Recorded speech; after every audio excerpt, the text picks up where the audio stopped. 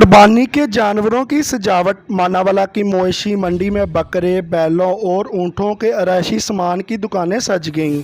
मनचले नौजवान और खासकर बच्चे अपने जानवरों के लिए खूबसूरत गले के हार, रंग बिरंगे दुपट्टे, ताज और पायलें खरीद रहे हैं ताकि कुर्बानी के जानवर मज़ीद खूबसूरत नज़र आ सके। ईद करीब आ रही है तो साढ़े बच्चे साढ़े वड्डे साढ़े को गानियाँ झांजरां हर शय की आइटम फुल खरीद रहे हैं आगे। अलहमदुलिल्लाह साडा कारोबार बहुत अच्छा है, बड़े वधिया कारोबार चल रहा है। हर किस्म के बच्चे आ रहे हैं, झांजरां भी लै रहे हैं, बच्चियां दियां, बकरियां दियां, हर किस्म दियां।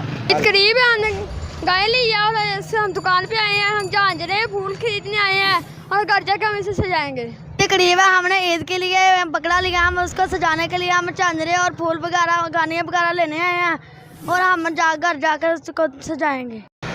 कुर्बानी के जानवरों को खूबसूरत बनाने के लिए इन पर मेहंदी लगाने का भी रुझान बन गया है। खुसूसन दुम्बे, बेर, बकरों को मेहंदी लगाकर इन्हें दिलकश बनाया जा रहा है।